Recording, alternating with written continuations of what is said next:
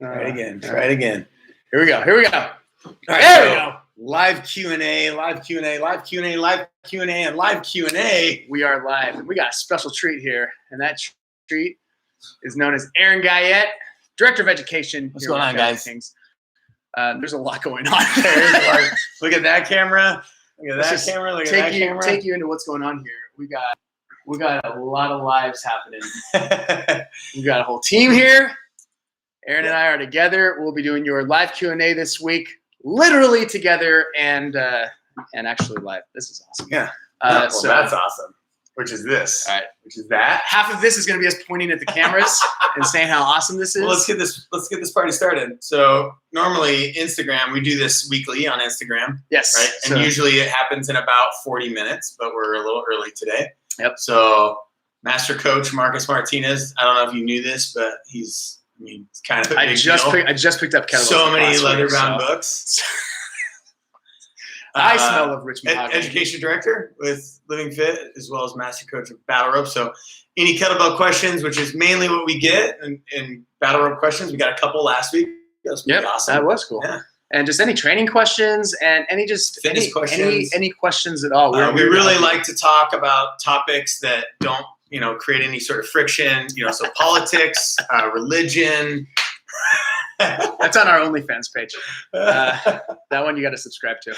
But no, these are fun. We always like these, and we love seeing where you guys are from, where, love being able to connect with people all over the world. That's like the best part of all this. So definitely drop us down where you're calling in from, caller. Yeah. For all the people we talked about hypertrophy and strength last week. That was programming, best splits. Here's a good one. Here's one. Oh, we got. All right, here we go. How do you do on snatch without bending knees in? So I'm assuming you mean letting knees buckle in, like knee valgus. Yeah. There's all right.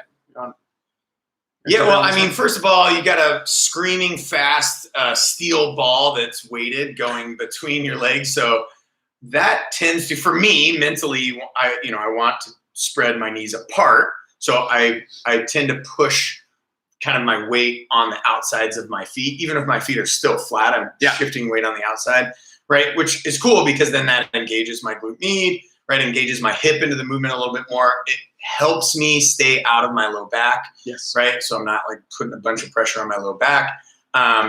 So I think just the psychology of having that screaming fast, potentially weapon, if it hits your knee, right, is going to help force those knees out. If your knees kind of flop in anyways, I mean, there's a myriad of things that might be going on, and maybe it's just anatomical, right? Maybe that person's body is built like that. So then I would just probably step aside. We got some questions on here too. This is great. But I would just step a little bit further out, right? Just widen the stance if that's the case. Otherwise, I know when you teach this, you talk about, having your feet flat on the deck and then kind of spreading the floor with your feet or pushing that weight outwards. That tends to help if it is like a valgus knee issue where it's kind of caving in, falling in, that tends to help get that out of the way. Yeah. To not add too much more to that, but something that'll apply to just about anything. Think about how can you reverse engineer that issue. So if snatches are a problem, you're taking this weight overhead and you're moving fast. Well, okay, let's take out the overhead. Let's go into swings. Can we avoid that issue by doing swings, by focusing on what Aaron's talking about, planting your feet, spreading your feet apart as much as you can without actually moving them. So you're engaging your glute med, your hips, your lateral line. So that way that'll avoid the knees coming in. Then if that's an issue, how can we slow it down even more into chest supported swings, into deadlifts, and then just an isometric hold. For my clients, whenever they were having an issue, we would always go back to isometric holds so we can connect to that position, and then we start speeding things up. But don't start fast and then work your way. We've got now questions here. Justin Raleigh, what's up? Jose, what's up, Justin? So Justin has a question. I don't have full range of motion overhead. I haven't for 20 years, but I do a lot of non-pressing kettlebell lifts. Can a comprehensive kettlebell program be built without overhead pressing? I think number one, Justin, you still can overhead press. You just can't go that full range of motion, right? So you can do half presses, right, overhead. Because if I don't have full range of motion, now, whichever camera you're looking at, right, I'm at 90, right? Which I'm sure you have then horizontal pressing available. So you can do that horizontal press. You can do floor presses, right? So you're still including pressing. You're just not going overhead because you don't have that capacity. Now you can do things to try to help build out that capacity, progressively overload your mobility program so that you can gain some overhead mobility. Now, if it's an anatomical thing like a surgery or whatever, where it's just it's an impossibility. Okay, cool. You can still half press, overhead pressing. I think that's a great question. That is a good question. And then what I would do also is look at the different angles from horizontal to vertical. So where can you go in line with that? So maybe incline pressing with the kettlebells. So maybe you can't go full overhead, but you can go at a higher angle, or even using landmines, something that'll help you get into as close to that position as possible. Then that way that you can work on your range of motion at the same time. And then tons of stability. So to go just to a kettlebell program, doing bottoms up. I had clients, and both of us had clients that had shoulder issues, where we would just do bottoms up walking. And that's going to be their overhead work without putting a ton of pressure or requiring any range of motion. Overhead. I mean, we're still working the delts and the triceps. And so we're going to say musculature that would drive that overhead for sure. Yeah, absolutely. Totes. All right. Lots of questions. Lots of questions. I love it. All right. What is your preferred? Let's go to this one. What's your preferred training program for kettlebell sport competition? So I'm just going to go ahead and do this. What was the question? What was the question again? What is your preferred training program for KB sport competition? Yeah. Honestly, preferred program is getting a coach. Really. Like if you're in, so my guess is if you're in sport, that you're probably not just kind of like dabbling. You want to put up certain numbers. You want to maybe put a W up there. You want to get first place. If you're not competitive in sport and you just enjoy doing sport, then just do what you enjoy, right? And be consistent at it 3 days a week. Look, Denis Vasilev, he trains 3 times a week, and he is a world champion of world champions. That guy crushes it, and he just trains 3 days a week. Granted, he puts a lot into his training programs, but he just. Didn't he also say he would die on the platform? On the platform? Yeah, I'm pretty sure that's what I've he said as well. Sorry, I just spit. I have heard him say that. But really, getting a coach is probably the best thing if you are trying to be competitive, and not because you can't coach yourself, not because you can't program for yourself. I do coach myself and program for myself all the time, but in kettlebell sport, when I was trying to put a W up, when I was trying to get first place, I definitely didn't coach myself, right? I got a coach. Jason Dolby was my coach. Jason Dolby is downline from Denis Vasilev. I would talk to Denis all of the time. Get a coach is probably the best way to program for kettlebell sport. Let's go over to Jose. Mid-ox abstracts, because Jose was just asking full body, I think, for Justin. Gotcha. Mid-ox, I'm probably saying that wrong. Mid-ox abstracts, I don't know. Great to see you guys. Any tips on getting comfortable with somersault squats? I don't even know what somersault deck squat? squats are. Yeah, deck squats, like where you roll back and then you come up. Well, same time. Going between single and double kettlebells feels better with single bell, but feel like I can get deeper burn with doubles. I don't know what the somersault squat is. If it's deck squats, getting comfortable with it, I'm probably just being consistent, like putting it into your program. I would watch an episode of Mad TV and get some inspiration from Stuart and do some look what I can do. Do like a somersault squat, because that's kind of what I'm thinking when I see that. That's why I keep this you're doing serious. Single and then double deck squats. I don't know. We're guessing they're deck squats. At least we got some laughs. But yeah, I don't know if where you roll back and you roll forward and then come up. If that is the case. We'll get back to that one. Hola in Mexico. All right. What type of kettlebell exercises would you incorporate in an athlete's training program? All right. So both of us trained a number of athletes over the years, and I would consider just about anybody an athlete. So what do we need for them specifically? And then what can we use kind of as a general thing? I mean, for me, any swing variation, especially if we're talking kettlebells, why do everything? Let's make something that's unique to the kettlebell. So swinging, any variation of swinging is going to be number one on my list.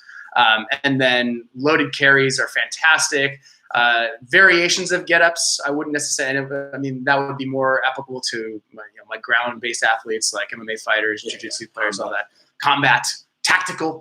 And then also, I think, but going back to swings or any variation of the swings, progressing with that. So we're building grip strength, we're building shoulder strength, we're building hip speed, we're building core strength, I mean, there's so many things that you get from swing variations. So not to say just the two-hand swing variations. Yeah, and I would say for the same reason, snatches, it's a kettlebell movement, right? I mean, kettlebell snatches, right? Not barbell snatches, but single arm kettlebell snatches, working your way up to heavier loads, because it's a completely different style of exercise, right? It's using a lot of momentum and centripetal force and things like this. So you got push-pull, ipsilateral, contralateral connection happening there.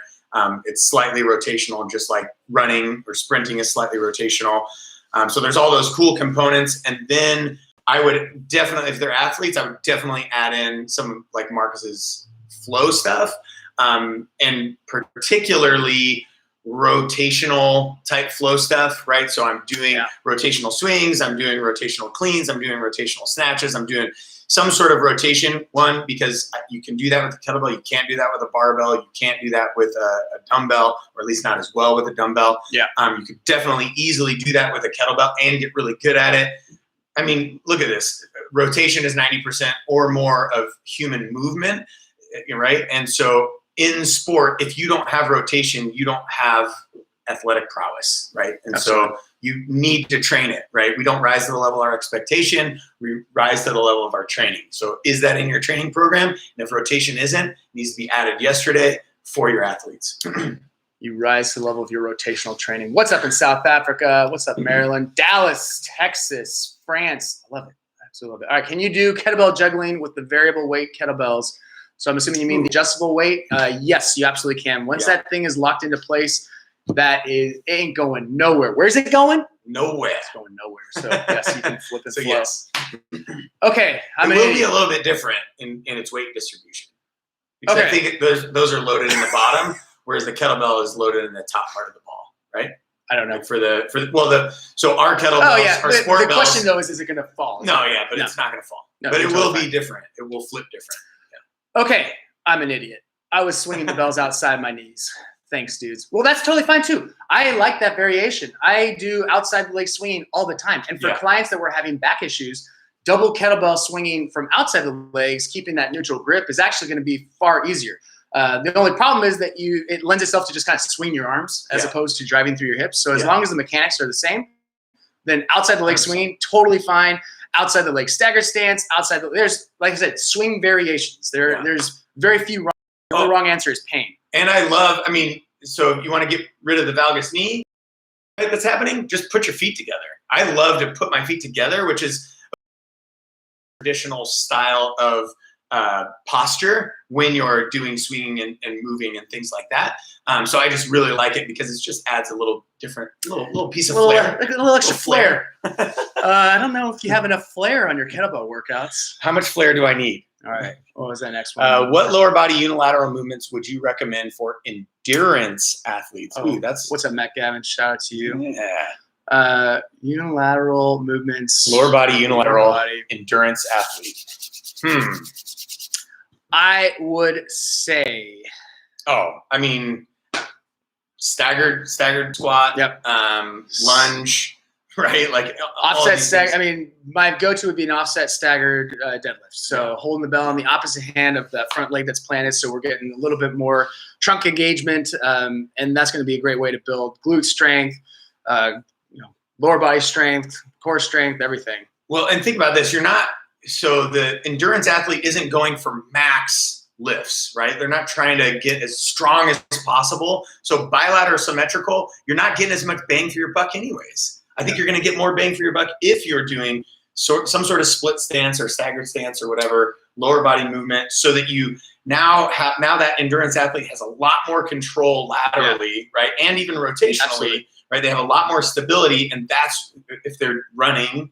I would even, my guess, it's going to pay off way more. I would even say to add to that a swing variation. So an offset, like a staggered rotational swing would probably be my go-to, because now we're working hip speed, glute strength, we're working their conditioning, and I love it's my favorite exercise. We're working their conditioning so we can potentially decrease their mileage, so we can have a little less ground and pound on their ankles, knees, and hips, and then that way that'll translate over into their and like off season, like 3 times a week, and then during the season, or closer to their races or whatever, once a week, and then otherwise twice a week, something like that. All right, let's do this one. Kettlebell progression program for athletes, weight loss client, research or suggestion. That's a lot packed into words that are kind of a sentence. There's a lot going on there. I missed it.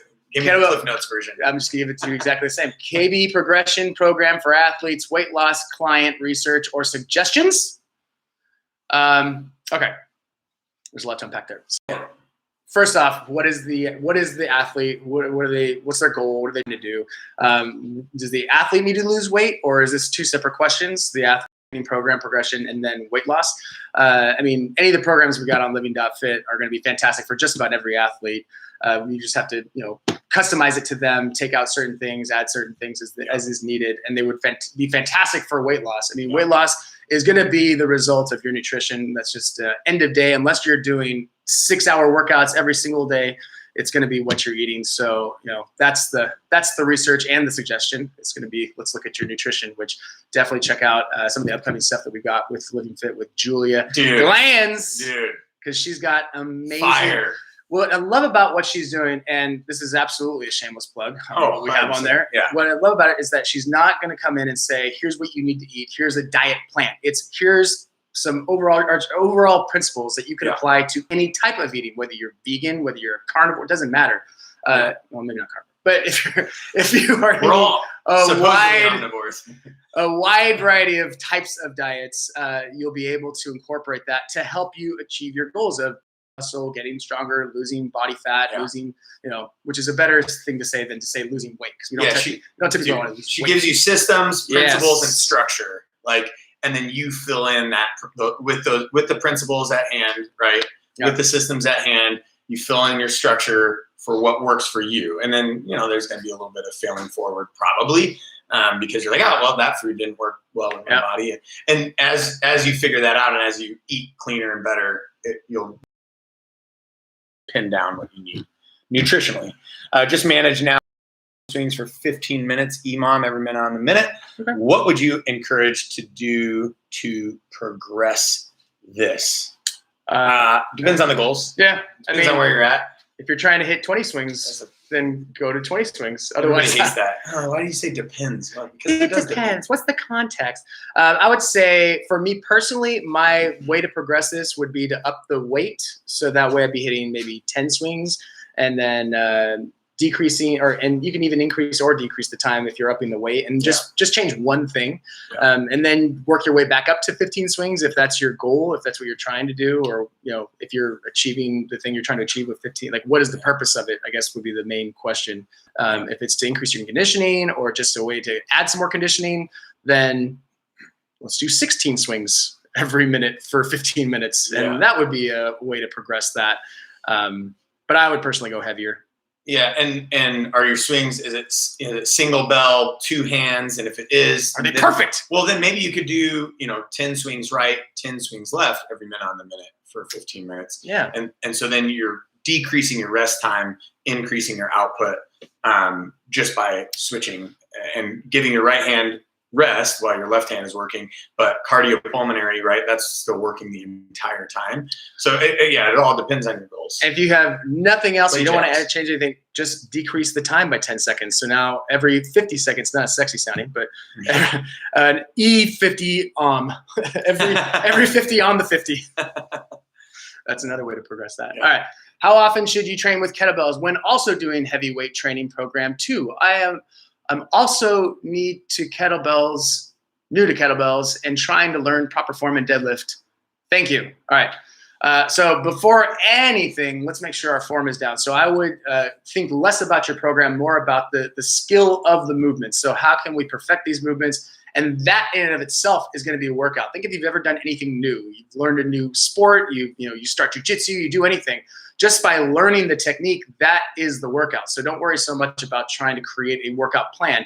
Let's just focus on the technique. So pick 2 or 3 exercises, go through the different modules that we have on Living.Fit. Again, non-shameless plug. So that way you can just start practicing those and then balance it out with movements you do know. So if you're practicing deadlifts, maybe do some horizontal pushing or some kind of anterior front line core work. If you're practicing swing, same thing. If you're practicing front squats, let's do something to balance that out. So that way we can not overdo that particular movement pattern. So. Yeah, and we got some clarification over here. Oh. They have a 20 kilogram kettlebell weight, and their weight loss and strength. So then I would say maybe the way to progress it is to go from swings to snatches. Or even I would go mid pulls maybe between that. Or mid pulls. Unless your snatch is solid, then go for snatches. If you have the prerequisites right, you can have overhead extension and you're fine there. There's no pain, no discomfort, no strain. Take it up a notch. You could do snatches. If you don't have that yet, do mid pulls, right? Where you're swinging it up and then pulling. Yeah, so you're getting the timing of the snatch, but you're not getting that rest of the overhead position. Yeah. But that's going to definitely increase the output. It's going to increase the distance, right? Yeah. So your power output's going to go up, which is going to help with the strength stuff. It's going to tax you a little bit more, fatigue you a little bit more. So it's going to burn more calories, right? Yeah. Weight loss piece. There you go. You got Mario Batali, that BAM. Oh, no, shit. Sorry. The other guy. I don't know. What's the guy, the BAM? George, what's the BAM guy? What's the BAM guy? Bam. Tony, BAM. Emerald. There you go. Emerald Lagasse. There we go. Yeah. Got to emerald it. All right, let's go. There we go. David, what would you suggest for functional programming using kettlebells and other equipment such as barbell, plywood, box, medicine ball? So functional. I have so many canned jokes that I know you don't want jokes. You want real answers. So functional to what, right? So what is functional first, which then have me look at your lifestyle, what you're trying to do, what you're trying to accomplish, what are your goals, right? Those are going to be always the questions. And then where are you at presently? And so like reverse engineer that. Okay, how are we going to program to get you to, building strength or building mobility or, losing body fat or whatever the case might be. Munctional for law enforcement. There you go. There it is. We're getting specific. Okay. So you're going to need all 3 metabolic pathways. You're going to need a lot of explosive power for taking guys down, grabbing dudes, jumping, sprinting really quick. You're going to need that strength component for the longer, maybe wrestling and rolling and things that might happen for the longer term struggle stuff.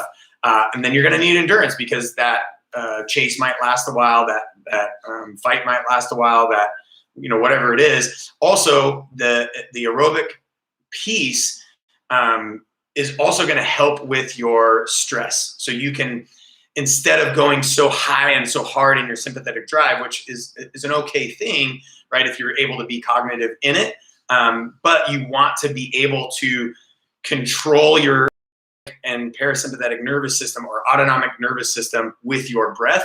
And so the endurance training also helps with that piece. So it just makes you a little bit more resilient. I think adding all 3 of those components. And I would say I just do those. You can do those 3 times a week. I know your schedule is probably super busy. You need to always be ready. So you need to always be training, but you can't train too hard because then that will smoke check you for your job. So 3 times per week, start with explosive speed stuff, then move into strength stuff, then move into your endurance. It's going to be probably 10 minutes of the power and speed and explosive stuff, 20 minutes of strength, and then 20 minutes. So that's a 50-minute workout. Yeah, you add a warm-up on the front end, a cool down on the back end, some mobility work, golden, right? Full body every single time, so you're not totally smoke checking one piece or part of your anatomy so that you don't screw yourself in your job. Pardon the screwing word. I think part of the problem with questions like that too is like which exercises, and people get lost in the sea of exercises. So don't worry too much about that. Find some movements. progress with them for a few weeks. I would, change them up at least every 6 workouts or every 4 weeks. So if you are going to progress with some things, and then you can throw in some medicine ball and some plyo stuff, but just don't, like Aaron said, don't check yourself every single time. Don't try to throw everything in the kitchen sink. Definitely the couple things I would absolutely work on is rotational and grip strength. Make sure you've got those 2 components into your training, because you are definitely going to need them, and you'll be glad that you've been working. Yeah, and you, of course, you'll do push, pull, squat, hinge, lunge, right, and carry, heavy carry. So, all right. How often should you train with kettlebell? Oh, I said that. Sorry. As an assistant CrossFit coach, I learned for the kettlebell swing to start with deadlifting the kettlebell first, and then starting with the swing. Why the difference? So starting with the deadlifts and then the swing, that is you want to obviously walk before you can run. So by deadlifting, you're understanding how to hinge, how to maintain proper form, enough rigidity through your torso to hinge, and what the mechanics are, what muscles are working the hinge. So once we do that slowly, once we add those, or even just doing an isometric hold of the hinge, then we work into deadlifts, then we can speed it up. We always want to start with as slow as possible to mitigate any potential risk by, because a lot of people, they see a swing and they're like, I can do that. And then they start swinging. They're like, yeah, my lower back feels like I got a workout. Like, oh, what's up, Dad? You just posted on something? My dad posts. My dad is hilarious. He'll post 3 times on one post, but he'll forget that he posted. So he'll comment. And then a week later, he'll comment again. And then sometimes 6 weeks later, he'll comment on that same post. And he's like, don't tell him it's your dad. Tell him it's somebody else. No, Dad, I appreciate the response. Yes, DTOMO, that will absolutely happen if you squat with kettlebell. All right, how can I use kettlebells to make I'm not going to lie, they got me in the first half. What periodization do you use? So long. Oh, man. So I do basically just basic B linear programming. And so my periodization is so I'm a Marine, always have to be ready. I'm not in the fight as much as maybe if I was like a law enforcement or a firefighter or something like that. So I'm never I don't know. You can't really do undulating conjugate with weird whatever. For me, it's I'm in a phase that is strength and hypertrophy, and then I'm in a phase that's power, a little bit more focused on power, and then I'm in a phase that's a little bit more focused on strength and endurance. Other than that, I'm always training endurance. I'm always training strength, and I'm always training power. And I try to do linear progressive overload. I'm not doing any crazy stuff otherwise. And then I just explore the room with my creativity. Honestly, that's the best answer, because you can absolutely take a model, any one of those periodization models, and work it exactly, but then life happens. And unless you live in a still box with no distractions and you can follow said program perfectly, then awesome. But for me, for my periodization, I just make sure I hit at least 4 to 6 weeks of a particular program, assess, and then either try something else or change things up just enough on even the same program if I'm getting great results. So not worrying too much about that, because we're not Olympians. We're not trying to, get that 1% of a percent better. And for most people, that's not the case as well. So playing jazz with it, as Aaron would say, and then, going from there, rather than getting so strict on percentages, which definitely don't work as well with kettlebells, assuming you're not talking about kettlebell sport or something specific. Yeah, because all those percentages are based off of 1 rep maxes, right? Yeah. So kettlebells don't have a 1 rep max thing. That's not a thing for kettlebells. So. Don't try to make it a thing. It's not a thing. Just kidding. Well, just that we don't have heavy enough kettlebells to make that a thing. For most exercises. All right. What's up, Brazil? Okay, I'm a beginner. What of workout should I start off by doing with kettlebell weights? My go-to for beginners, I'd say check out Kettlebell Origins. It's on Living.Fit. It's kind of a take on any kind of fundamental kettlebell workout. So you're going to get all the basics. You're going to have a couple twists, not too many. A lot of isometrics, a lot of body weight movements in there. A lot of just mobility work. So it's a great way to kind of introduce yourself into kettlebells. We've got the movement breakdowns and everything, and then but it'll take you a little bit further than just doing, the same couple movements over and over and over forever and ever. Amen. Yep. You can use bells for answering somebody else. DM if you want to chat. Oh, look at you. Never done kettlebell weights, but follow this page in hopes to start. Fantastic. Good starting point. Where would you say is a good starting point? I would say Kettlebell check out Origins. Kettlebell Origins for a program. Check out Living.Fit because we've both got stuff on there, free stuff. Free. Well, let's plug this too. Non-shameless plug. This is absolutely free. So like, can be zero shame in it. Not that we have any shame in the plugs for the stuff that pay us money, right? But we can get money from this. He has a level 1, I have a level 1, and it's all the frequently asked questions, all the benefits, and 4 basic workouts for kettlebell. I have the same thing for battle ropes. What you also are getting with that is like the beginner look at programming before we start diving into how to program and all of these things and all the principles behind it. But great starting points because it will shave off a lot of the early failures that all of us had, right? Marcus had, I had. Marcus never had. Yeah. No failures whatsoever. But the level 1s they're absolutely free. Great way to get started there. So that's lots a Living.Fit. Really good information. Yeah. And that's all. It's all free. Thinking of buying my first set of kettlebells. What would you recommend for a beginner? So I'm the heaviest kettlebell that you can buy. You are your dude. Can't see how big you are based on that 3 millimeter screen. So for the guys that came into my gym, most guys started with between a 12 and a 20K. So a 26 to a 44 pound kettlebell.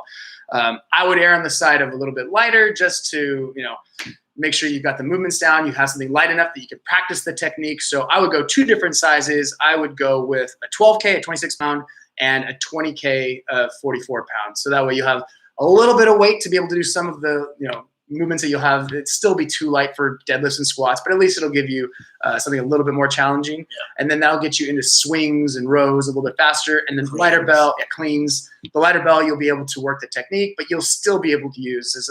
Like when I started, I was like, I don't want the light bell. I'm going heavy. And I was just using heavy.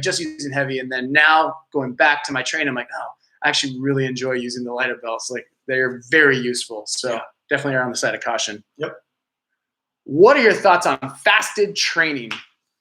I love it.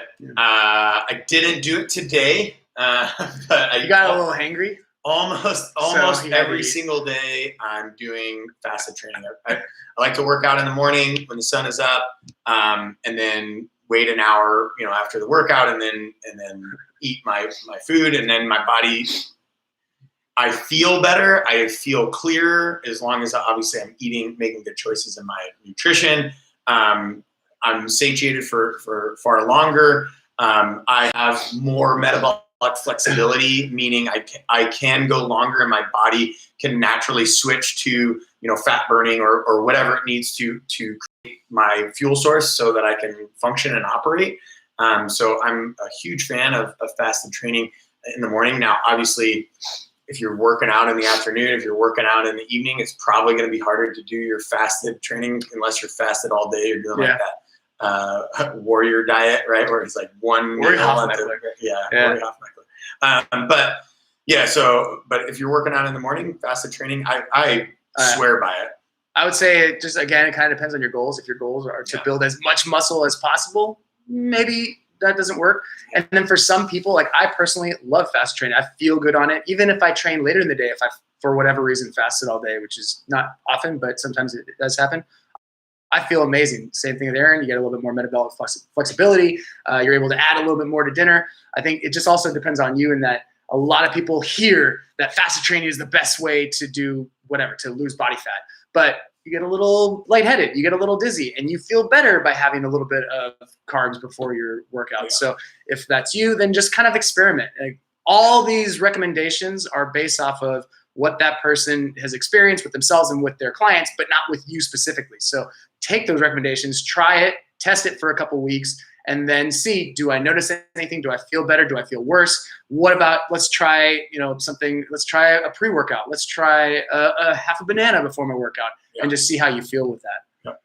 Yeah. One thing I love about you guys is that you are not into showing off, selling your body. I mean, look at that. Like all those trainers acting like porn stars and coaches. That's a funny question. That's not a question, but yeah, we just check out our OnlyFans, and then you'll be able to get all of our like. Then you'll see it all. I've done way too much advertising for OnlyFans. I don't do anything for OnlyFans. Well, it's because we had that conversation yesterday about Cash Me Outside making millions of dollars in like 6 hours. So that was the thing. So I will say, let's talk about this. I'm not opposed to taking off a shirt. Like Your shirt or someone else's shirt? Or mine? I mean, I'll take off this guy. Take off my shirt. This guy. But no, like I like to work out shirtless often, especially if the sun is shining and I'm not going to get sunburned because I'm not going to be out there for 3 hours.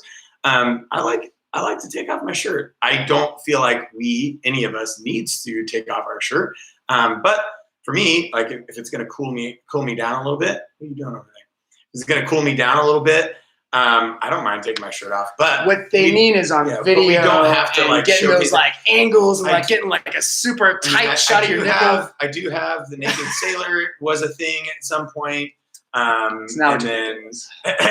then I do have some of that. So I'm not going to try to say like I've never done it because I totally have done it. Yeah. Yeah. And then, when you see people who are, I'm mad at them. If that's I'm not mad at them. I mean, props to them for training hard, for having, the discipline in their nutrition to get to that point. But yeah, there is a point where it's like, this is like, I feel like I'm watching, Instagram fitness porn. So let's just tone that down a little bit. A lot of shaky cam, crazy lighting. It's like, those are fine every now and then. They're a fun way to for some marketing purposes, but we should have just said, thank you. Thanks. Also, thank you. Appreciate you. All right. We got best kettlebell size for women. I use a 20 a lot, but it's not a challenge anymore. I do have a 30 pound, but wasn't sure if it's too heavy. I mean, it's not too heavy if you can do it. If you can do it, that's perfect. If you can do it, it's good. This side of that pain threshold where it becomes injurious, then you can. I mean, you can go 30, you can go 40. Here's the thing: you will not bulk through lifting heavier weight. You will bulk through eating. Yeah. And even eating a lot more food, it will be hard to gain a crap ton. Like there's a few guys that I know, and only a few guys that I know that can look at a weight and immediately like put on weight. But most even guys, and then obviously females, just because the way the hormone structure is, it's going to be really difficult as you progressively overload with weight to gain like this huge amount of weight muscularly and or body fat. It's going to be all in the eating. So, and honestly, there's and we'll just address it everywhere because everyone always asks like, what's the right weight? And you wouldn't ask that about dumbbells. You wouldn't ask that about barbells because there's always an exercise that you can progress with based on the weight that you have access to and the exercises that you know. And so even with that weight, that's not going to be heavy for deadlifts. That's not going to be heavy for swings. That's not going to be heavy for one-arm rows. Yeah. Is it going to be heavy for bottoms-up pressing? Yes. So let's not do that. Find the exercises that work within your plan rather than thinking about the kettlebell as the main, thing that we're trying to do. It's like, the exercises are the important part. Yeah. Are lip knobs overrated or underrated for field sports? Lip knobs are awful. Those are so brutal. So I will say, I'm going to say overrated. I'm going to say overrated only because they are potentially very injurious. It's very easy to hurt yourself when you're doing ballistic, heavy, complex movements, technical movements, and then immediately going into sprints. So I wouldn't do them regularly, but they are a fun ass challenge. Like I like taking a double pair of kettlebells and doing double cleans for 6 to 8 reps and then just dropping them and going right into a sprint. It's a fantastic way to test yourself. It's a fantastic way to, literally change gears. I mean, immediately. But when you see videos of these track stars, but there was one, I forgot who it was, but some monster. It's like that dude could probably do, jumping pistols from a 10-foot wall and not hurt himself because he was just built different. Like most people aren't built different. So I would be incredibly careful with that. And I always look at what's the risk reward of what we're trying to accomplish, why 100%. We're trying to do that thing. Can we get better reward with far less risk? Yeah, but physiologically transformative. It'll wreck you in a good and bad way. So check it out, though. I like it. Yeah. Knee pain at insider of knee. Just right now, or just in general, or doing something. What do I do if knee hurts after kettlebell exercises? Well, the first question I have is, did you hit your knee with the kettlebell? So if that's the case, let's not do that. But if it's because of squats, it's because of swings, it could be going back to that knee valgus, the knees coming in. You might feel knee pain there. So I would slow things down. Don't do things ballistically. Let's work on isometrics. Let's work on a slow controlled tempo so that way we can engage the proper musculature. Then once we feel good, then we can speed things up. But typically when you slow things down and just work on the technique and the structure, typically pain is gone. And remember this, like we talk about progressive overload and we talk about it for specifically like intensity or the weight or even like adding sets or adding reps, right? Or adding time under tension. But you can also think of progressive overload in your range of motion for whatever joint area, muscle, and whatnot. So there you can have progressive overload. So let's say it's a squat that's creating this knee pain that you feel, is improve the quality, improve the movement patterning, right? And then if that still doesn't work, do less that doesn't hurt until you can do more, right? So progressively overload the range of motion in which you're doing this many reps and this many sets and whatnot. Yeah. So you don't have to only think about progressive overload in terms of weight or sets or reps and or rest, right? You can also think about it in terms of range of motion. Absolutely. Yeah. Best kettlebell chest exercises. So, anything that's going to tax the chest. So if you're going to be pressing horizontally, I will say I love me some crush grip. So especially because most people don't have heavy enough weight to challenge themselves. They don't have heavy enough weight to do floor presses with kettlebells, or they can do hundreds of push-ups and it gets boring, or they don't have bands to increase the resistance. So by pre-fatiguing the area, by focusing on a crush grip where you're holding the bell literally in front of you and you're trying to keep your elbows up high and squeezing, making as much tension or create as much tension as you can in your chest, and then go into some horizontal pressing. That's a fantastic way to build chest strength. Or I'm sorry, that's a fantastic way to build some chest size if you don't have a lot of weight. Yeah, especially if you're trying to gain muscle in your chest.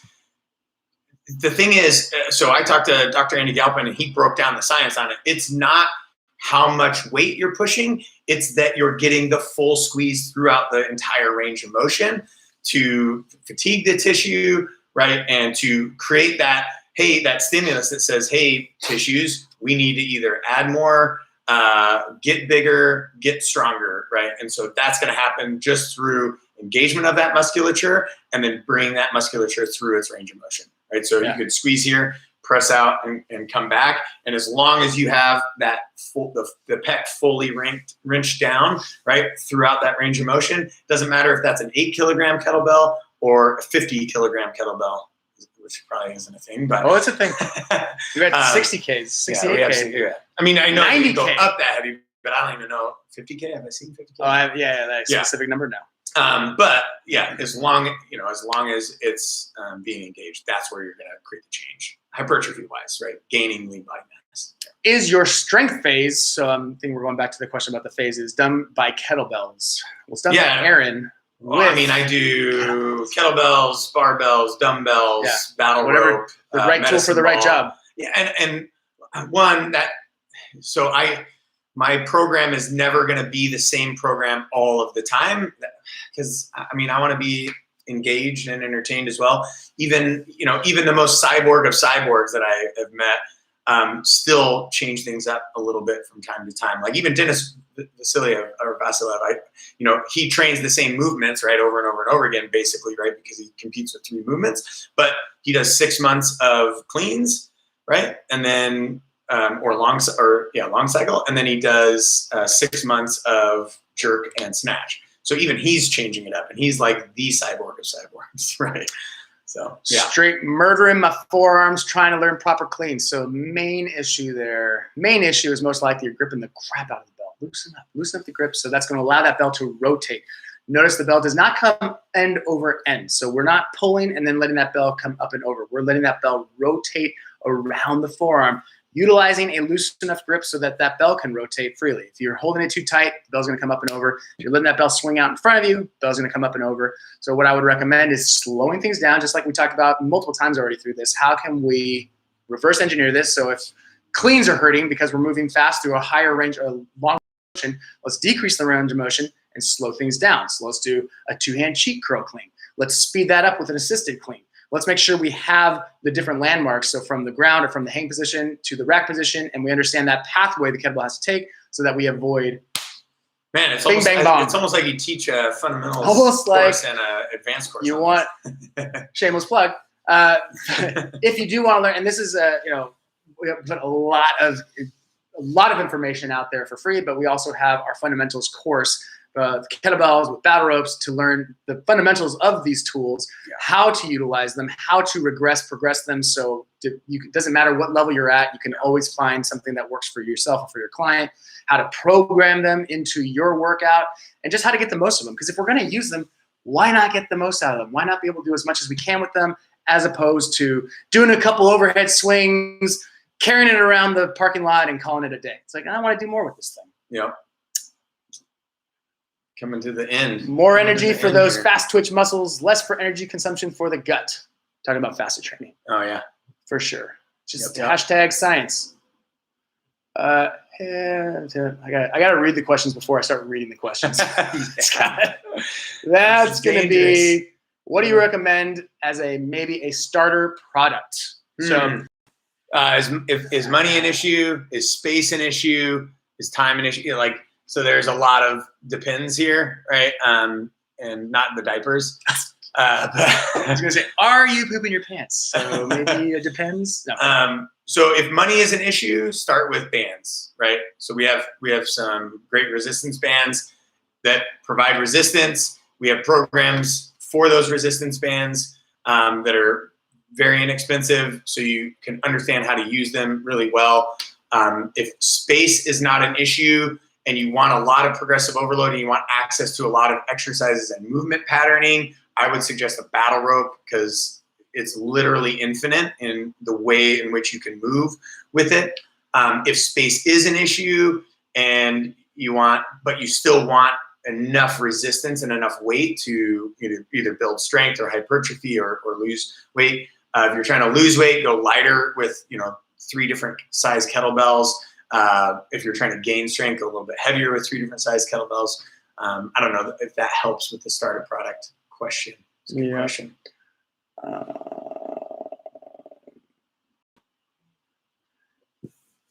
Can we shred fat with same kettlebell? I only did swings for a long time and up with huge butt muscles. You didn't say butt muscles though.